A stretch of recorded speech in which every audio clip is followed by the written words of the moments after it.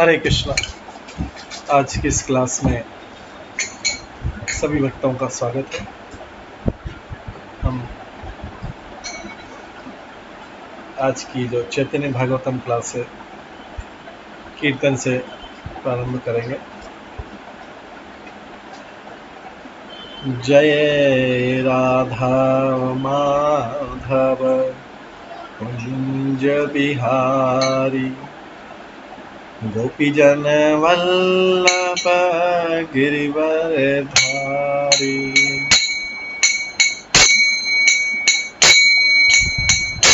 जय राधा माधव कुंज बिहारी गोपीजन वल्लभ गिरिवर धारी।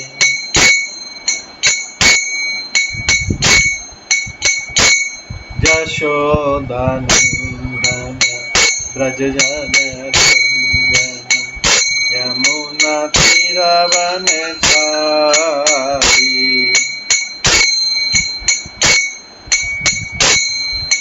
जय राधा माधव कुंज बिहारी गोपीजन वल्लभ गिरिवर धारी।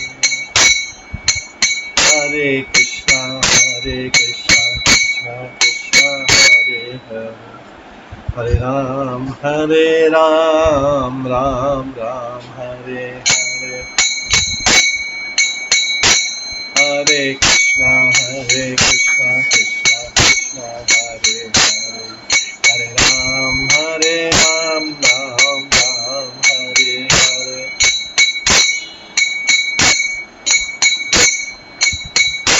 हरे कृष्णा कृष्णा कृष्णा हरे हरे हरे राम राम राम हरे हरे।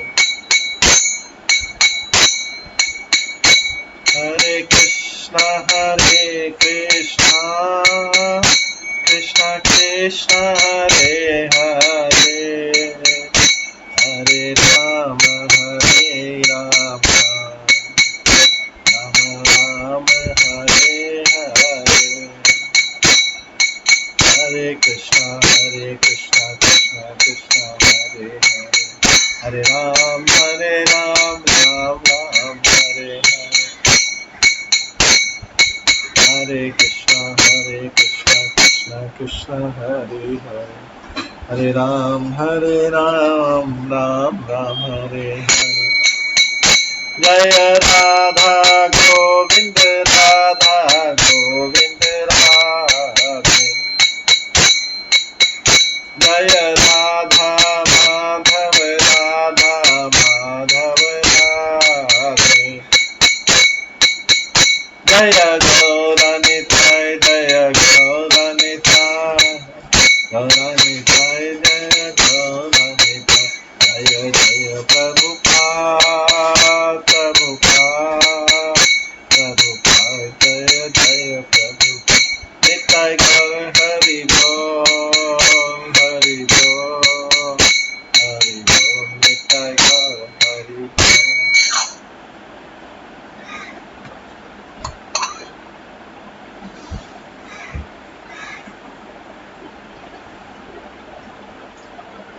श्री राधा गोविंद देव की जय, श्री जगन्नाथ बल्लभ सुभद्रा महारानी की जय, श्री गौर निताय की जय, श्री प्रभुपाद।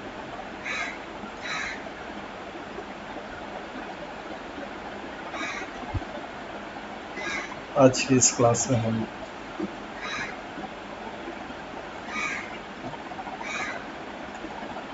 श्री चैतन्य भागवतम के आदि खंड के 14वें श्लोक से श्रवण करेंगे। इससे पहले जो आदि खंड में था उसमें नित्यानंद प्रभु का परिचय था, चैतन्य महाप्रभु का परिचय था और तीनों खंडों की संक्षिप्त लीलाएं थी। अब जो चैतन्य भागवतम में भगवान का जो तत्व ज्ञान है उसके बारे में बता रहे हैं। आज हम 14वें श्लोक से स्टार्ट करेंगे।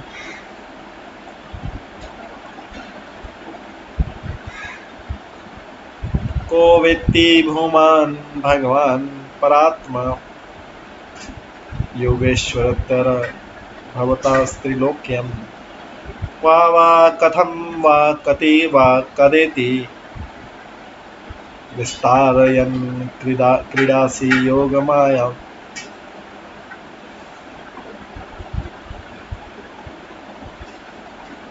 सुप्रीम भगवान और परमात्मा योगेश्वर, आपके जो लीला है हर यहाँ पर तीनों लोकों में हमेशा चलती रहती,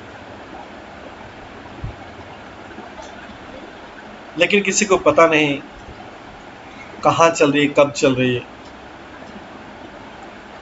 और कब आप अपनी लीला शक्ति को उपयोग करके कब अपने अपने कहाँ अपनी लीला शक्ति को लगाई हुई है अपने लीलाओं को करने के लिए, अनगिनत लीलाओं को करने के लिए। कोई भी ये समझ नहीं सकता कि आपकी लीला शक्ति कैसे कार्य करती है, आपकी आध्यात्मिक शक्ति कैसे कार्य करती है। तो ब्रह्मा जी ने भी प्रार्थना की थी। ये जो प्रार्थना ब्रह्मा जी के द्वारा की गई, जब ब्रह्मा जी ब्रह्म भी हो लीला में विमोहित हो गए थे।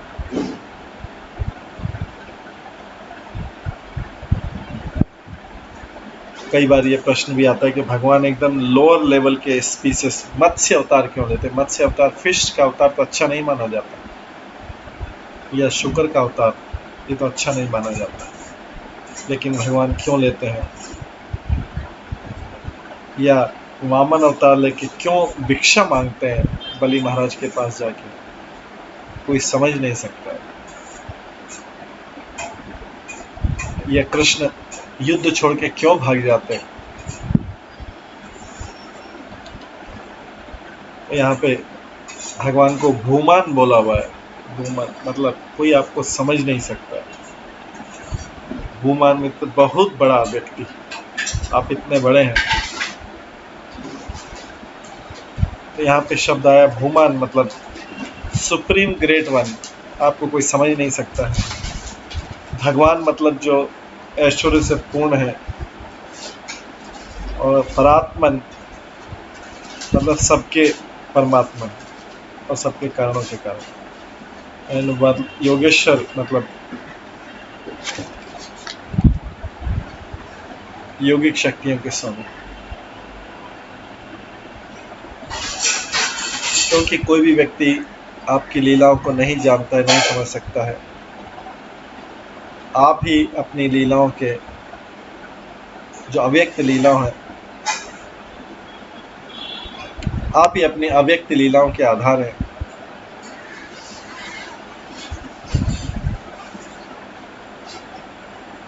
आप अपनी लीलाओं की सीमा को जानते हैं।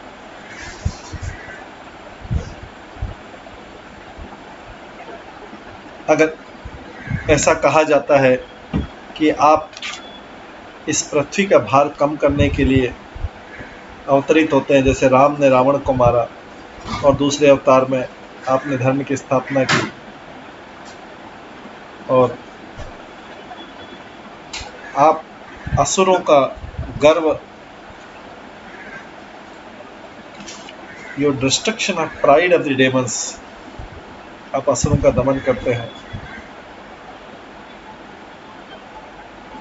तो क्यों करते हैं ये पता नहीं। कोई भी आपके अवतार के कारणों को नहीं समझ सकता। यहाँ पे भूमन शब्द आया जो श्लोक में, मतलब जो सब जगह विद्यमान है, और जो भगवान मतलब है 6 ऐश्वर्यों का स्वामी, और परात्मन मतलब है, हालांकि वो पूर्ण पुरुषोत्तम भगवान है फिर भी परमात्मा है। और योगेश्वर मतलब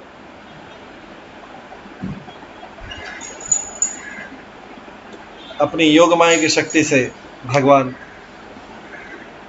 सारे ऐश्वर्य से पूर्ण है।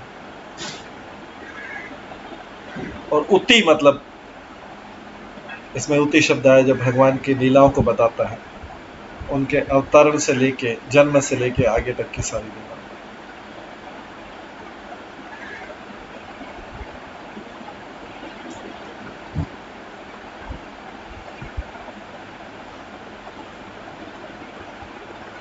तो भगवान इतनी अवतार लेते हैं, इसका कारण बताया गया है कि भगवान जो असंख्य अवतार लेते हैं और लीलाएं करते हैं अलग अलग समय पे, उचित समय पे, according to the desire of his devotees. उस समय के जो डिवोटी रहते हैं उनकी इच्छा से वो अवतार लेते हैं। तो डिवोटी की भी इच्छा रहती है कि भगवान इस तरीके से अवतार,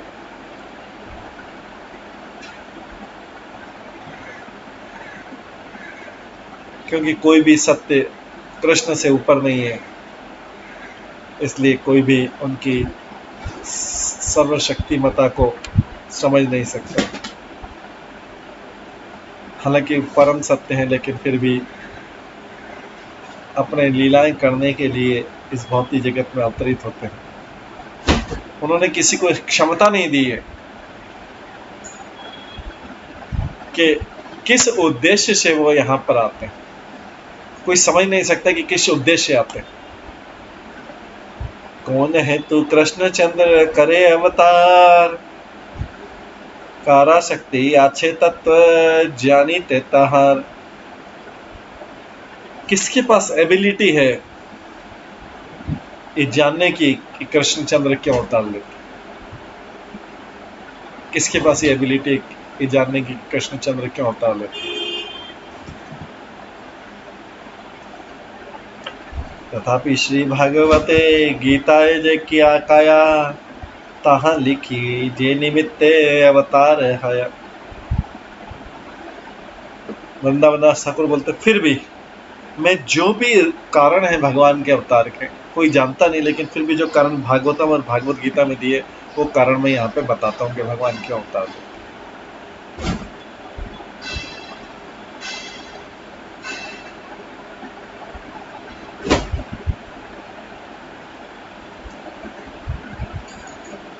तो यहाँ पे बताते हैं वृंदावन दास ठाकुर के भगवान कृष्ण के अवतार लेने का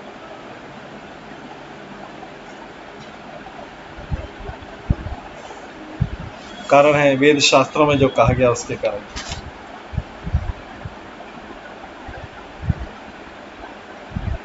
और बाकी जो सारे कारण सेकेंडरी, पहला कारण है कि भक्तों की भक्ति को देख के लेते, उनके डिजायर से लेते। Main particularly for devotees following the process of regulated devotion, जो भक्त लोग भगवान की भक्ति कर रहे हैं उनको देख के भगवान लेते हैं। तो भगवान के कई अवतार जो होते हैं उसको बोलते हैं नैमित्तिक या ऑकेजनल इनकार्नेशन। तो शास्त्रों में जो बताया गया एक तो कारण है जो भागवत गीता में लिखा है, यदा यदा हि धर्मस्य ग्लानिर्भवति भारत अभ्युत्थानम् अधर्मस्य तदात्मानं सृजाम्यहम्। तो एक तो कारण ये है कि जब जब धर्म का ह्रास होता है, धर्म की हानि होती है, हे भरत के पुत्र, हे भरतवंशी, और जब अधर्म बढ़ जाता है तब मैं अवतार लेता हूँ।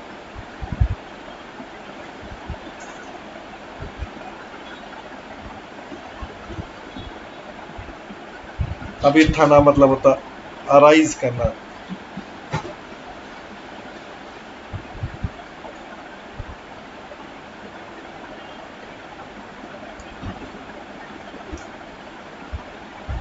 उठना। अधर्म जो है नारद मुनि महाराज युधिष्ठिर को बताते हैं,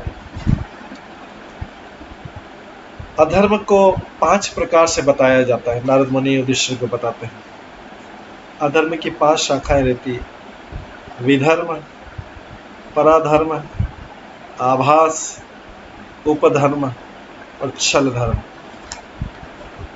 ये अधर्म की 5 शाखाएं।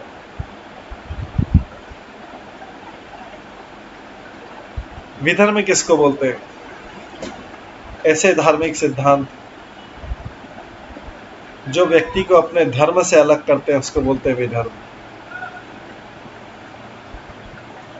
और ऐसे धार्मिक सिद्धांत जो दूसरों के द्वारा इंट्रोड्यूस किए जाते हैं उसको बोलते हैं पराधर्म, मतलब जो दूसरे के धर्म है उसको फॉलो करें।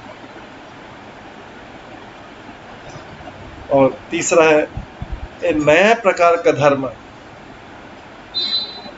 जो वेदों का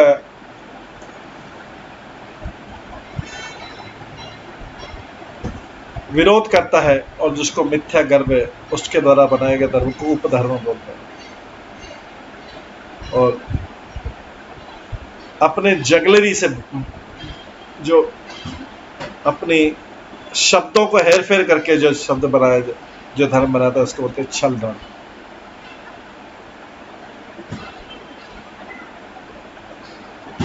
ये जो छल धर्म होता है इन दोनों को लोगों के द्वारा बनाया जाता है जो वास्तव में प्रिस्क्राइब ड्यूटी है, जो शास्त्रों में कर्तव्य है,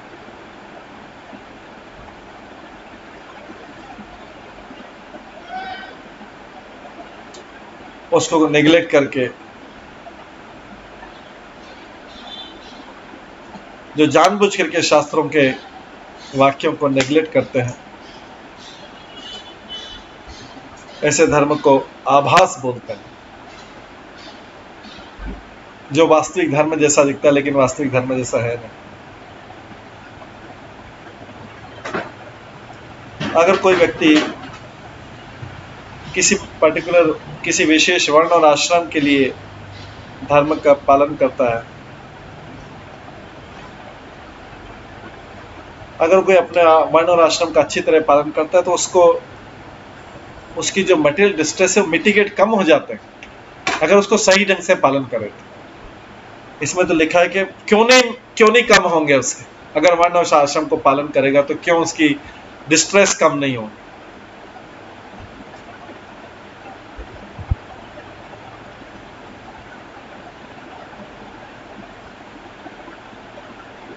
वर्ण और आश्रम की सही तरीके से अगर पालन किया जाए तो वो जो वर्ण आश्रम के जो पालन है वो किसी व्यक्ति के दुख को कम करने के लिए पर्याप्त है।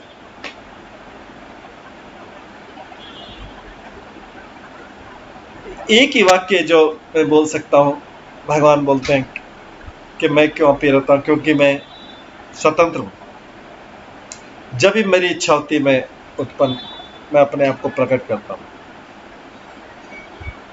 और मुझे लगता है कि जब जब धर्म की हानि होती मैं अवतरित होता हूं अपनी स्वीट इच्छा से।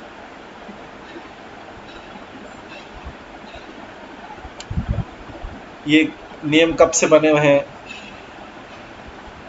जो सारे ब्रह्मांड को चलाने के लिए, इसका कोई आदि नहीं, अनादि है। लेकिन जब जब ये रेगुलेशन या जो नियम है धर्म के धार्मिक सिद्धांत है इसमें डिफेक्ट आता है किसी अनिश्चित कारण से और अधर्म महान होता है, कोई भी व्यक्ति उस समय इस चीज को हल नहीं कर सकता। इसलिए मैं इस भौतिक जगत में अपील होता हूँ केवल मात्र मेरी परम शक्ति से और अधार्मिक सिद्धांतों को खत्म कर देता हूँ। ऐसा नहीं है कि मैं खाली भारतवर्ष में उत्पन्न होता हूँ, पर आवश्यकता के अनुसार मैं देवताओं के बीच में और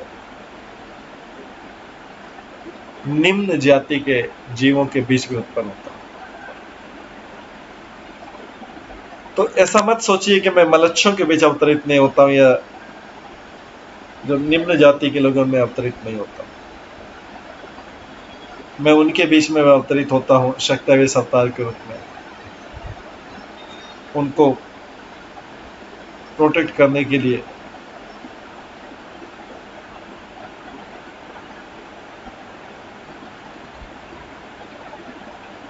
लेकिन फिर भी मैं उन लोगों के बीच अवतर करने को ज्यादा महत्व देता हूं जैसे इंडिया में, जहां पे लोग वर्णाश्रम धर्म को पालन करते हैं बिना किसी बाधा के।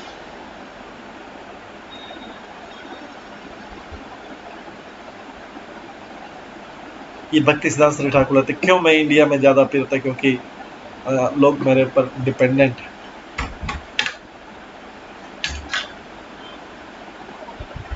तो कई बार व्यक्ति प्रश्न पूछता है कि भगवान इंडिया में ही क्यों अपीयर होते हैं। एक बहुत अच्छा आंसर भक्ति सिद्धांत सरस्वती ठाकुर देते हैं, क्योंकि इंडिया में जहां पे भी लोग ज्यादा मेरे ऊपर निर्भर रहेंगे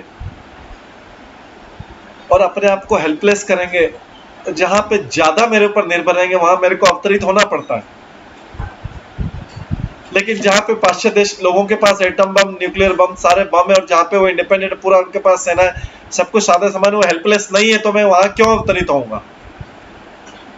हालांकि मैं कभी कभी मलेच्छों के बीच में अवतरित होता हूं, लेकिन बहुत इंपॉर्टेंट रीजन है कि भारत में, इसलिए क्योंकि जहां जहां पे यह वर्णाश्रम धर्म का पालन होता है और लोग मेरे ऊपर निर्भर रहते हैं, वहीं तो मैं उनकी रक्षा करने के लिए अवतरित होऊंगा।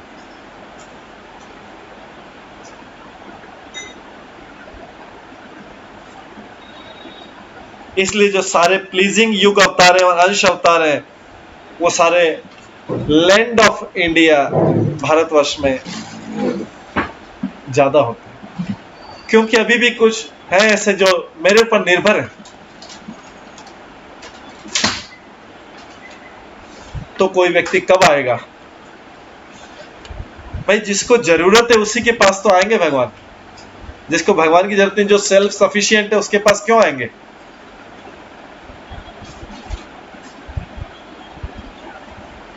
ऐसे कार्य जो जहां भौतिक इच्छा से किए जाते हैं या ज्ञान से किए जाते हैं, ज्ञान प्राप्त स्पेकुलेशन से किए जाते हैं,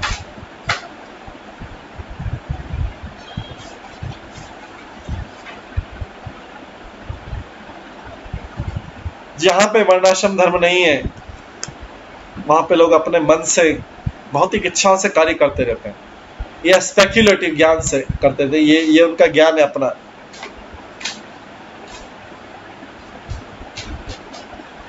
या कहीं पे भक्ति योग भी प्रॉपरली फॉलो नहीं किया जाता है। क्यों? क्योंकि वहां पे वर्णाश्रम धर्म नहीं है। बट ये जान लो कि कुछ कुछ डिवोशन जो है लो बॉर्न ह्यूमंस के बीच में भी पाए जाते हैं, भक्तों की कृपा से।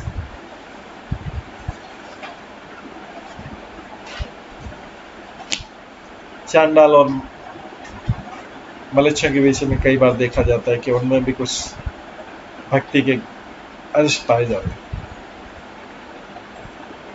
तो भगवान के अवतरण का पहला हमने सुना यदा यदा धर्मस्य ग्लानिर्भवति, क्योंकि भगवान बोले मैं अपनी इच्छा से आता हूँ, लेकिन मेरे नियम भी शास्त्र में दिए। दूसरा कारण सबको पता है, परित्राणाय साधूनां विनाशाय च दुष्कृतां धर्म संस्थापनार्थाय संभवामि युगे युगे। दूसरी जगह लिखा हुआ है कि मैं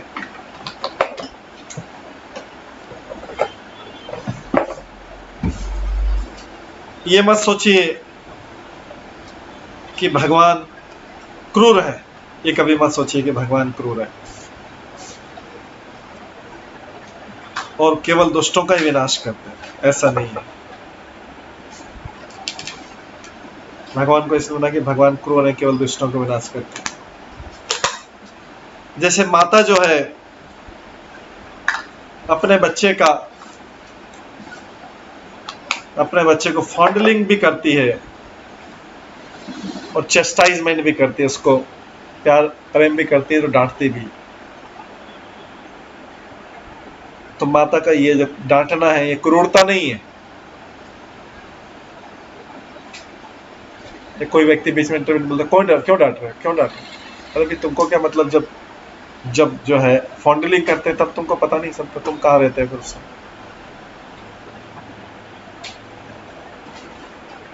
तो जो माता है वो फॉन्डलिंग मतलब उसको दुलार भी करती है, तो अगर चेस्टाइजमेंट भी करती है, तो ये उनका क्रूरटी नहीं है, क्रूरता नहीं है। बट उसी अफेक्शन का एक दूसरा रूप है। अफेक्शन का दूसरा रूप भी तो हो सकता है। अफेक्शन का एक ही रूप है, खिलाना पिलाना घुमाना कराना, एक ही रूप है अफेक्शन का, दूसरा रूप नहीं है। ये भौतिक जगत में यही भ्रम है सबसे बड़ा।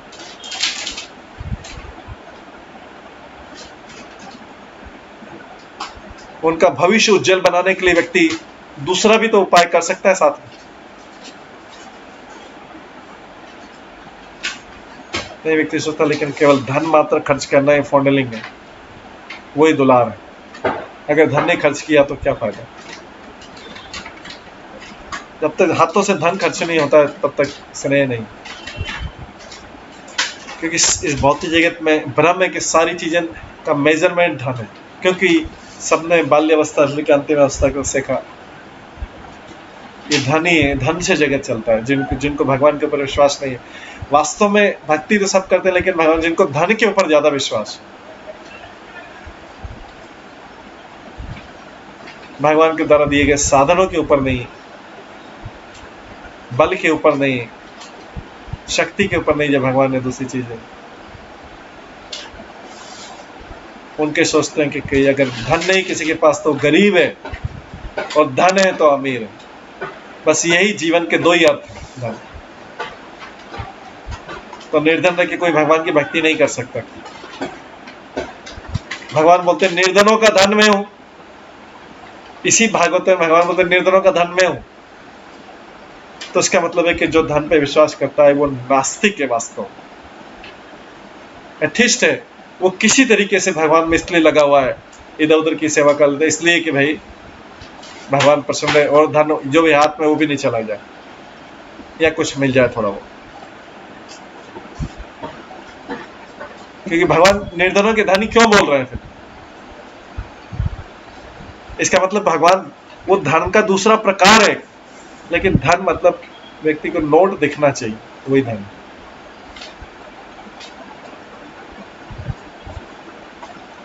और शुरू से ऐसा भ्रम पैदा किया जाता है जिससे व्यक्ति लास्ट तक उसी धन के कारण सब कुछ करता रहे।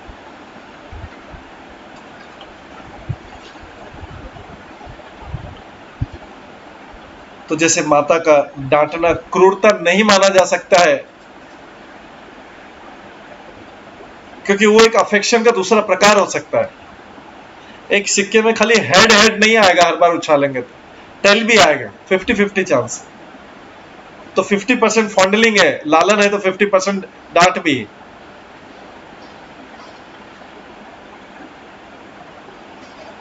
लेकिन कोई व्यक्ति बोल देगा मैं डांट को स्वीकार नहीं करूंगा, तो फिर उसका लालन भी स्वीकार नहीं।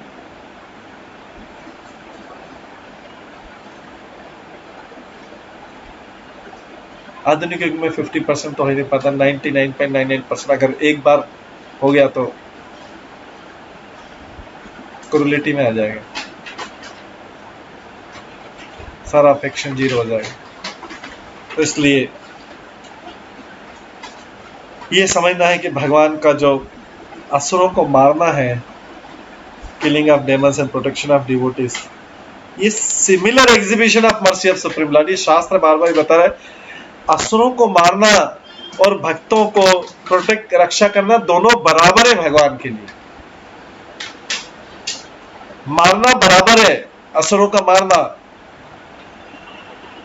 कालियानाग को मारा, शरीर लहूलुहान कर दिया, खून खून हो गया, ये भी इसका कृपा कर, भगवान की कृपा कर। जब तक ये स्वीकार नहीं होगा व्यक्ति, उसको वो डिवोशनल सर्विस में नहीं माना जा सकता। वो स्वार्थ के लिए आया हुआ है व्यक्ति, कि सब कुछ गुड़ी गुड़ी चलता रहे मेरी लाइफ, और सब लोग मेरे संबंधी सारे लोग सुखी रहे बस। तो इसलिए लिखा है कि the killing of demons and protection of duty था similar exhibition of the mercy of supreme. भगवान की सेम कृपा है, जो पायस को और इम्पायस को, पापी और पुण्य दोनों को समान रूप से मेंटेन करते हैं। तरीका अलग अलग है उनका, क्या वो अलग अलग तरीका यूज नहीं कर सकते क्या?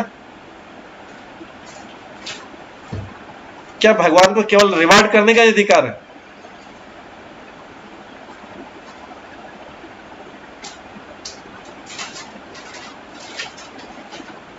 लेकिन भौतिक संसार केवल मात्र रिवार्ड लेने के लिए, वो दूसरा हिस्सा एक्सेप्टेबल नहीं। कोई व्यक्ति ये तर्क कर सकता है कि बड़े बड़े साधु महात्मा और बड़े बड़े धार्मिक राजा हैं, वो भी तो कर सकते हैं।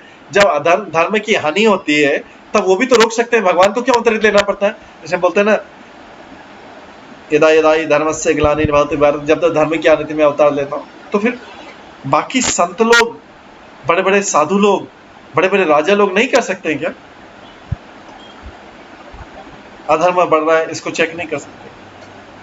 तो भगवान के अवतरित लेने का क्या उपयोग? यह सत्य है। साधु लोग, बड़े बड़े साधु लोग और राजा लोग भी कर सकते हैं अधर्म क्या, फिर भगवान को आने की क्या जरूरत?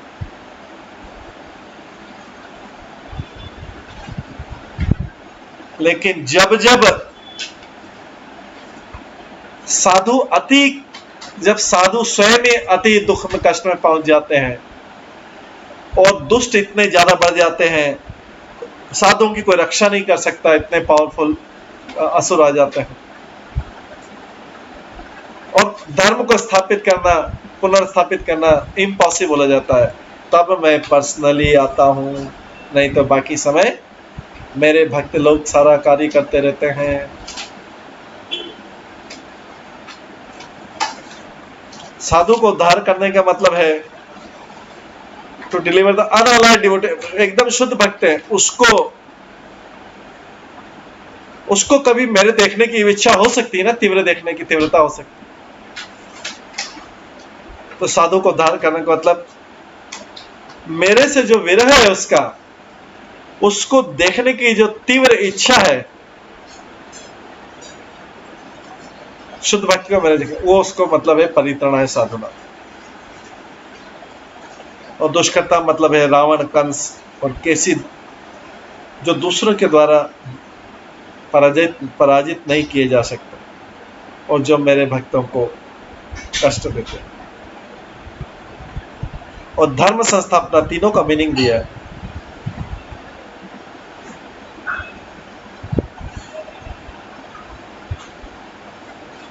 धर्म संस्थापना का मतलब है सुप्रीम ऑक्यूपेशनल ड्यूटी, मतलब है पूर्ण रूप से वर्णाश्रम धर्म। क्या है? ध्यान करना, पूजा करना, सेवा करना, मेरी महिमाओं का वर्णन करना, जो कोई और मेरे अलावा और कहीं कर नहीं सकता। इसलिए 3 कारणों से मैं अवतार लेता हूं। उसके बाद एक एक चीज का मीनिंग बताया, उसके बाद युगे युगे आता है, संभवामी युगे युगे, मतलब एवरी कल्प में, ब्रह्मा जी के हर दिन में। तो इसलिए समझना चाहिए कि भगवान जब असुरों को मारते हैं तो ये मत बोलिए कि क्रूरता करते हैं, ये अज्ञान है, मूर्खता है कि भगवान किसी को दंड देते हैं या असुरों को दंड देते होते, ये उनका क्रूरता नहीं, ये उनकी दया है, ये दया का दूसरा प्रकार।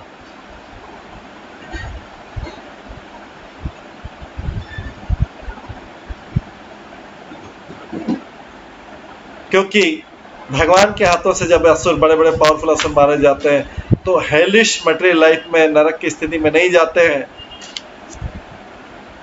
जिनको उनको दिया गया है पुराने पाप कर्मों के कारण। भगवान के द्वारा ये पनिशमेंट जो दिया जाता है, ये उनकी कृपा का दूसरा स्वरूप है।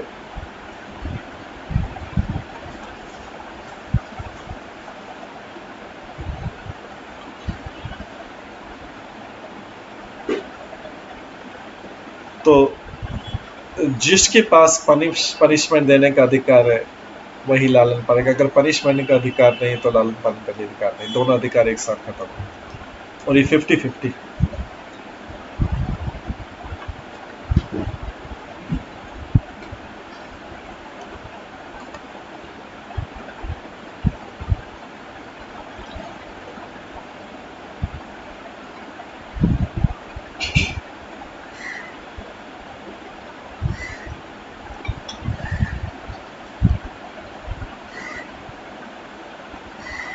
न्याय तो यही है।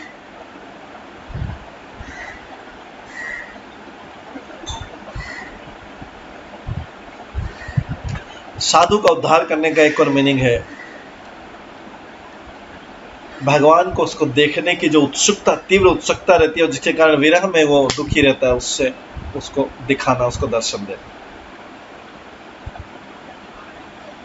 क्योंकि जो साधु हैं वो हमेशा भगवान के रूप और गुणों को देखने में व्यस्त हैं, इसलिए they strong desire to see the lord. भगवान के बारे में जब सुनते हैं तो उनकी डिजायर होती, बहुत तीव्र इच्छा होती भगवान के बारे में सुनने की, लेकिन वो विरह उनसे सहन नहीं कर पाता, इसलिए परित्राणाय साधुनाम लिखा। इसलिए भगवान उनके सामने अपना आकर्षक रूप प्रदर्शित करते। और दुष्कर्ता मतलब होता है डेमन, जैसे रावण और कंस, जो भगवान के विमुख और वैष्णव के विमुख, और वो भगवान को छोड़ के किसी के भी द्वारा नहीं मारे जा सकते।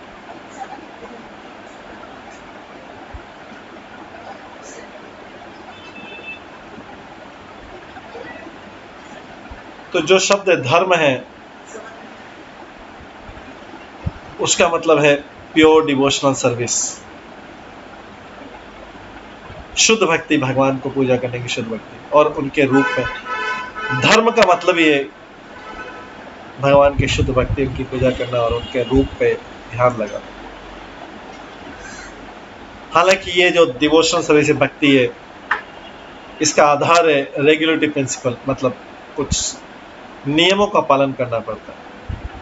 इसलिए भगवान के अलावा, कई बार भगवान के अलावा इसको कोई दूसरा प्रोपेगेट नहीं कर सकता। संस्थापना मतलब प्रीचिंग प्रॉपरली, उचित तरीके से उसका प्रचार करना। ये जो 3 उद्देश्य है, ये भगवान के अपीयरेंस के कारण। किसी को भी भगवान की इम्पार्शियलिटी पे डाउट नहीं करना चाहिए जब भगवान डेमंस को मारते हैं, क्योंकि डेमंस जो है,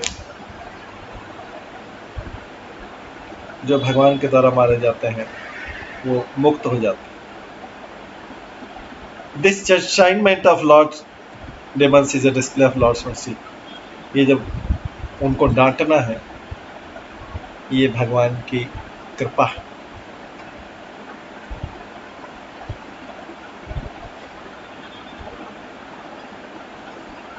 मैं एक शक्त्यावेश अवतार लेके मेरे भक्तों के बीच अवतरित होता हूँ, जो ब्राह्मणों में और राजाओं में ऋषि हैं, जैसे ब्रह्म ऋषि हैं या राजऋषि। पर मैं अपने महान भक्तों को, जिनको मेरे से मिलने की बहुत तीव्र इच्छा है और जो मेरे विरह में है, उनको मुक्त करने के लिए, अपने दर्शन देने के लिए मैं अवतरित हूँ युग अवतार के।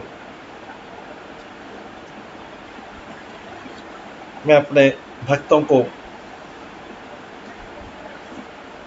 और डेमन जैसे रावण कंस को मार के उनका उद्धार करता हूँ।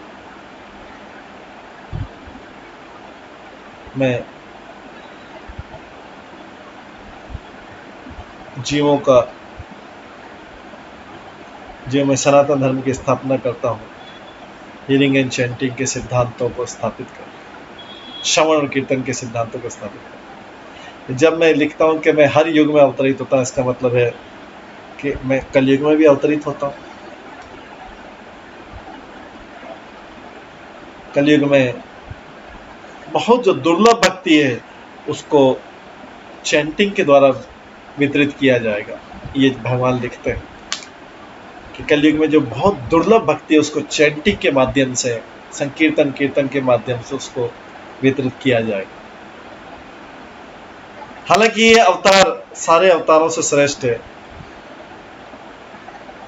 लेकिन भगवान इसमें गुप्त रहते हैं, छद्म आवेश में रहते हैं। मेरे जो ग्रेट डिवोटी हैं, स्वाभाविक रूप से इस अवतार के प्रति आकर्षित होंगे।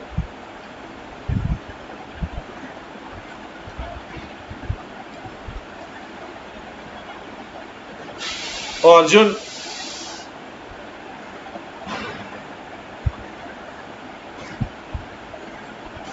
इस अवतार को आप देख सकते हैं जब आप मेरे असिस्टेंट के रूप में आओ।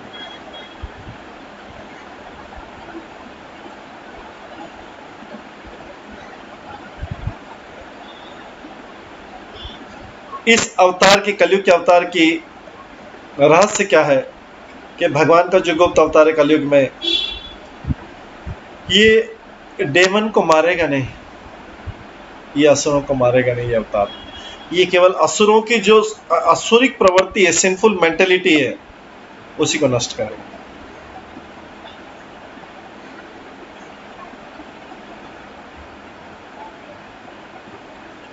आगे बोला गया, धर्म पराभाव है यखने, धर्म पराभाव है यखने यखने, अधर्मेर प्रबलता बढ़े दिने दिने, साधु जान रक्षा दुष्ट विनाश कारणे, ब्रह्मादि प्रभुर पाक्या करे विजय विघ्ने पार।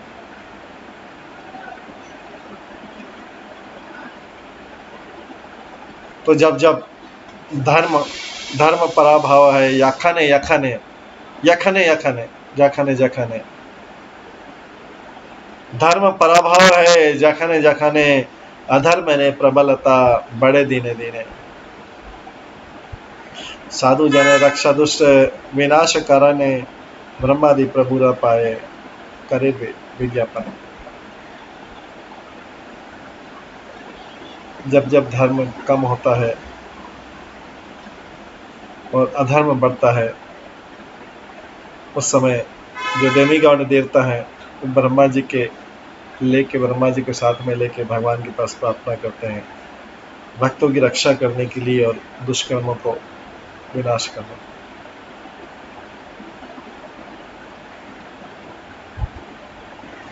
जब भी जो लोग भगवान से बहिर्मुख हैं, जब व्यक्ति भगवान से बहिर्मुख हो जाता है और टेम्परेरी सेंस एंजॉयमेंट में, इंद्रिय प्रति में लगा रहता है, उनका जो मटेरियल कंसेप्शन है ग्रेजुअली भौतिक धारणा बढ़ती जाती है। तो सत्य से त्रेता से द्वापर युग, रिलीजियस प्रिंसिपल जो सिद्धांत, धार्मिक सिद्धांत धीरे धीरे कम होते जाते हैं और मटेरियल एंजॉयमेंट की प्रोपेंसिटी बढ़ती जाती है। सतयुग से त्रेता, त्रेता से द्वापर, द्वापर से कलयुग में उनकी जो मटेरियल भोग करने की प्रवृत्ति बढ़ती जाती है और धार्मिक सिद्धांतों को पालन करने की प्रवृत्ति कम होती जाती है। उसी समय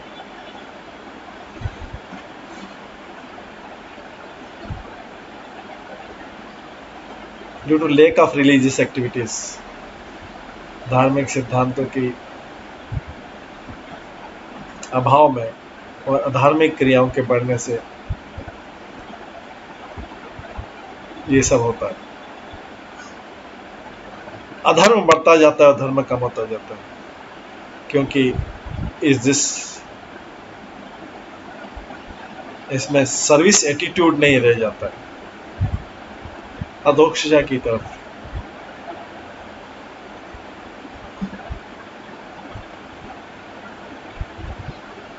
अधोक्षजा की तरफ कोई सर्विस एटीट्यूड नहीं रह जाता है।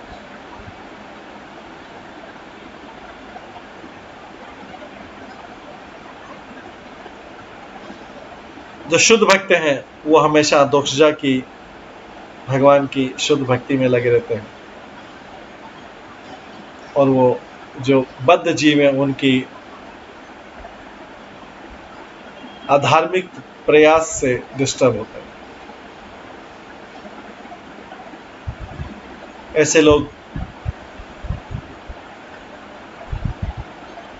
अपने आप को, जो कलयुग के ऐसे लोग अपने आप को रिच एंड पावरफुल समझते हैं। अगर उनके पास 5 चीजें हो तो उनको गैम्बलिंग आती हो, उनको ड्रिंकिंग करते हैं, अगर वो अवैध संबंध करते हैं, पशु संहार करते हैं, मांस खाते हैं, और उनके पास बहुत गोल्ड या धन है, तो अपने आप को रिच और पावरफुल समझते हैं।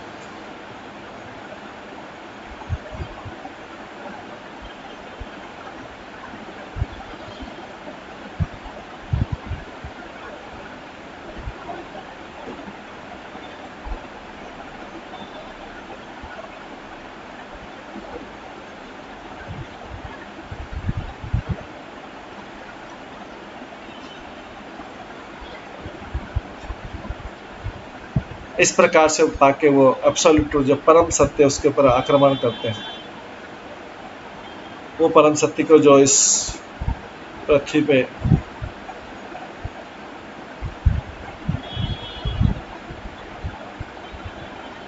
जीवों के शाश्वत कल्याण के लिए,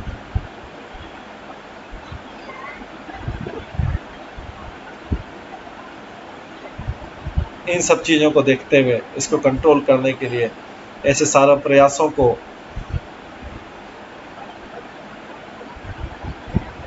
असुरों के ऐसे सारे प्रयास को नियंत्रित करने के लिए भगवान जो है, जो असुरों को भी मोहित कर देते हैं, वो स्वयं आते हैं, वो विष्णु के रूप में अवतार लेते हैं। इस प्रकार से ब्रह्मा जी प्रार्थना करते हैं भगवान। तबे प्रभु युग धर्म स्थापन करिते, संगोपांगे अवतार अवतीर्ण होए पृथ्वी ते। अभी चैतन्य महाप्रभु के बारे में धीरे धीरे बताया जा रहा है। तब लॉर्ड जो है भगवान अपीयर होते हैं, अवतरित होते हैं इस भौतिक जगत में अपने संग उपांगे, संगो उपांगे, अपने संगियों के साथ और अपने उपांगों के साथ अवतरित होते हैं,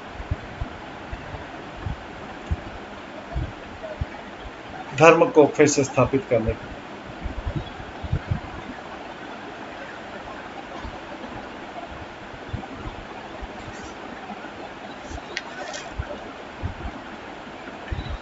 तो ये जो भगवान अवतरित होते हैं, उस समय के लिए जो भी धार्मिक सिद्धांत रहता है, शुद्ध भक्त जानते कि उस समय में जो भी धार्मिक सिद्धांत रहता है उसको पुनः स्थापित करना भगवान के अवतरण का एक मुख्य उद्देश्य रहता है। इसलिए जो भगवान के नैमित्तिक अवतार होते हैं, लीला अवतार होते हैं, वो धर्म को पुनः स्थापित करने के लिए होते हैं, या युग धर्म को स्थापित करने के लिए। कलियुगे धर्म है हरि संकीर्तन, एतद अर्थे अवतीर्ण श्री सचिनंदन। जो कली है, कली का सिद्धांत है कांग्रीगेशनल चैंटिंग, अब भगवान की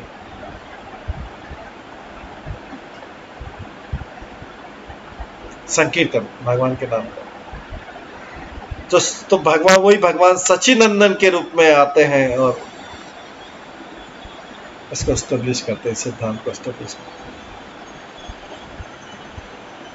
जीव जो है कलयुग में, सतयुग में ध्यान के द्वारा, त्रेता युग में यज्ञ के द्वारा, द्वापर युग में भगवान की अर्चना के द्वारा, और कलयुग में हरि के नाम संकीर्तन के द्वारा जीव का उद्धार होता है। तो जो सच्चिदानंद है वो इस भौतिक जगत में अपील हुए हैं, इस कांग्रीगेशनल चैंटिंग को, संकीर्तन को, नाम संकीर्तन को प्रचार करने की। यही कहे भागवत सर्वतत्व सा कीर्तन निमित्त गौर चंद्रवता। इसलिए भागवतम में कहा गया है कि श्रीमद् भागवतम में कहा गया है कि सुप्रीम एब्सोल्यूट ट्रुथ,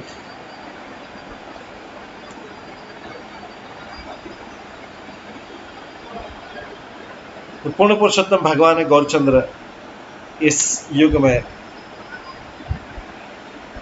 भगवान के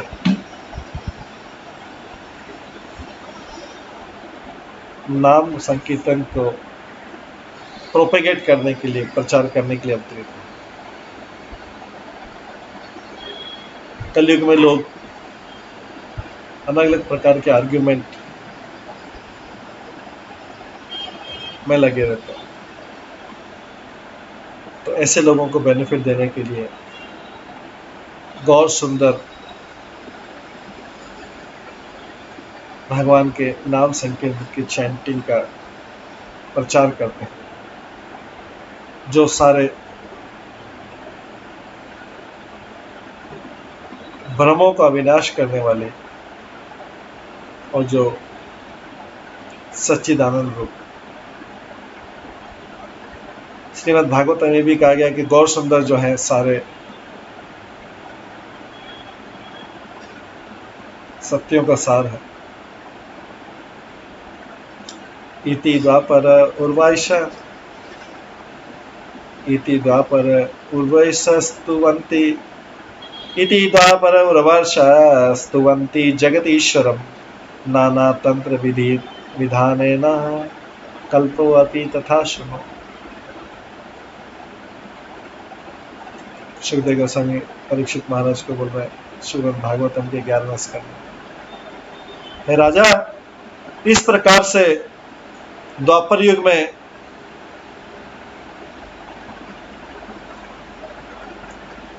लोगों ने भगवान की महिमा को गाया।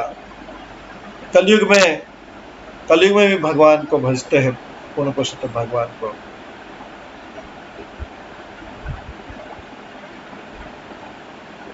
अलग अलग प्रकार के नियमों का पालन करके शास्त्रों में। अब उसको मैं से सुनिए किस प्रकार से पालन करते हैं। तो भागवतम के 11वें स्कंद के 5वें अध्याय के 31 से 32 श्लोक में लिखा है, ये कर्ण भाजन मुनि बोलते हैं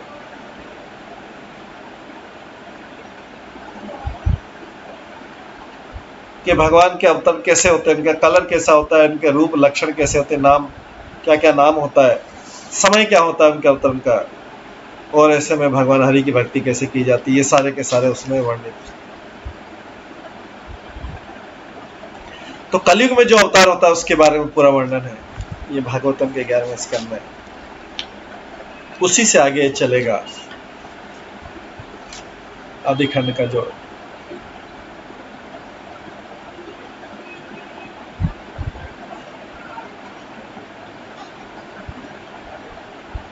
सारा वर्णन। कृष्ण वर्णम तुषा कृष्णम संगोपांगस्त्र पार्षदम यज्ञे संकीर्तन प्राय यजंती ही सुमेधश। कृष्ण वर्णम तुषा कृष्णम, एक एक शब्द का मीनिंग बताया जाएगा। तो इसमें बोला गया है ये कली की इस एज में इंटेलिजेंट पर्सन जो है वो भगवान के नाम का संकीर्तन करेंगे और हमेशा भगवान का नाम गाएंगे। हालांकि उनका रंग सांवला नहीं है गौर सुंदर का, बट वो कृष्ण ही, वो अपने पार्षदों के साथ में, अपने सेवकों के साथ में, अपने हथियारों के साथ में और अपने अंतरंग पार्षदों के साथ में अवतरित होते हैं। तो उसमें एक एक शब्द का मीनिंग बताया जाएगा। आज क्योंकि पूरा नहीं हो पाएगा तो इसलिए आज हम इसमें यहीं पे विराम देते हैं और उसके बाद जो है आगे धीरे धीरे इसका रूपरेखा, इसका बैकग्राउंड तैयार हो रहा है भगवान के आने का।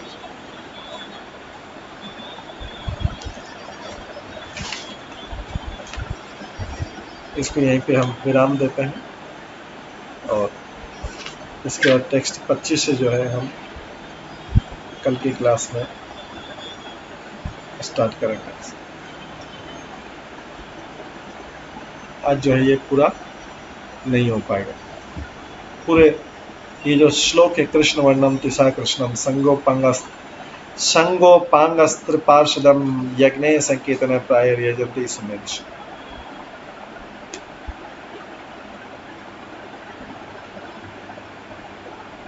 हरे कृष्ण। इसको यहीं पे विराम देते हैं। सभी भक्तों का बहुत बहुत धन्यवाद। सभी भक्तों के लिए एक बार हरे कृष्ण महामंत्र का जप करते हैं। हरे कृष्णा कृष्णा कृष्णा हरे हरे, हरे राम राम राम हरे हरे। श्री श्री चैतन्य भागवतम की जय। श्री वृंदावन दास ठाकुर की जय। श्री प्रभुपाद की जय।